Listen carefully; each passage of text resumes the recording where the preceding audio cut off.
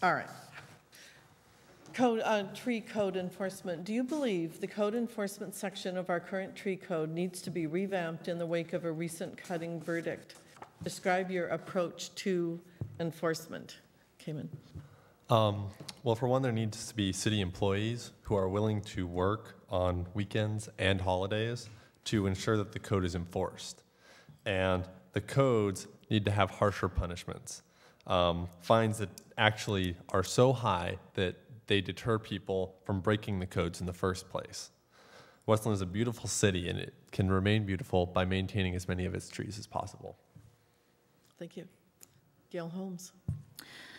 Well, the city code is to protect our community, and we should all follow it. So when it is violated and we have little recourse, whose fault of that? So I feel it's all of our faults.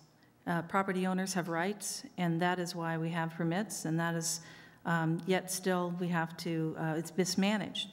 So yes, we need to take a look at how we can have a fair process, and the code definitely needs to be adjusted. You can have code, but if you cannot enforce it, or the restrictions or the penalties are not high enough, then somebody would just go ahead and do it as they want, as we have seen. Thank you. Mike Jones. Our tree code is quite progressive and is relatively new. From all of the information I can gather talking to people who agree with the code, oppose the code, or are simply neutral, it does appear to be working, and one violation, aggressively prosecuted, does not mean the code or its enforcement is a failure. Can we improve this in other codes? Of course.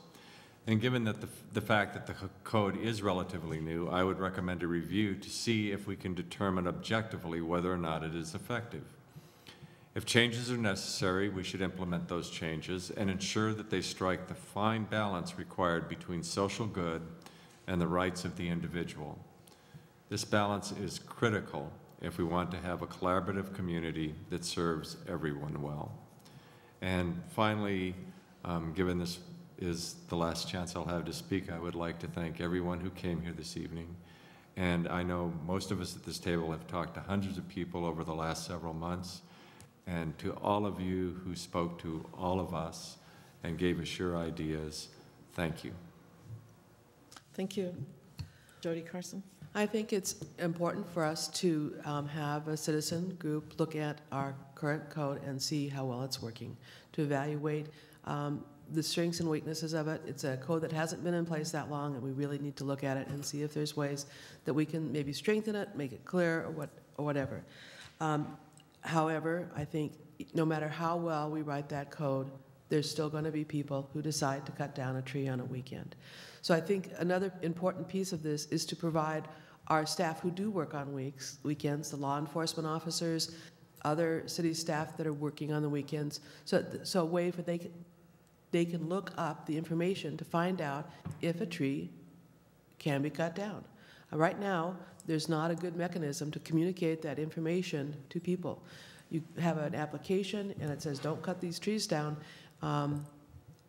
City staff may not know when they drive by if a tree should be cut down. So we need to find ways to have that information communicated clearly to the staff that are out there on weekends.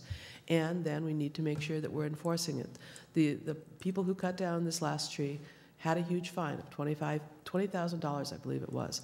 Hopefully that's enough of a deterrent, but we'll have to evaluate that to see. And lastly, I'd like to thank the League and the Savannah Oaks neighborhood for hosting us and for everyone coming tonight. Thank you. Thank you. Kevin Breik.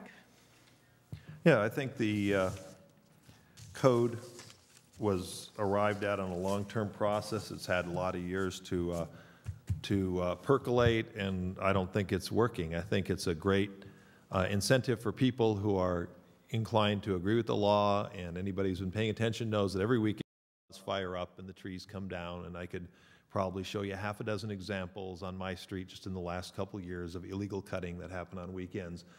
Cutting done in the public parks and in the open spaces that was done to open up views of the river and that sort of thing.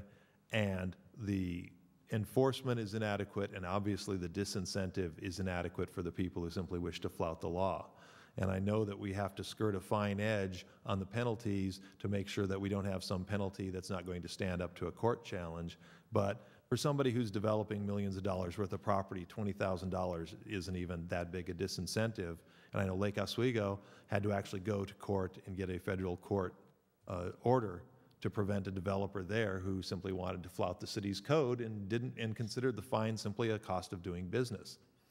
On the other hand, I do think that our views are part of people's property rights and property values, and I think we should make it easy for people to maintain their view corridors in a legal and sensible way and have a mechanism for that, because right now we really don't have any mechanism for allowing people to maintain their view corridors in our public lands. I also think we need to get all the enforcement more in the planning department and have it being done from a more environmental standpoint instead of from a law enforcement standpoint. Thank you very much. That concludes our debate tonight on October 15th. Thank you very much.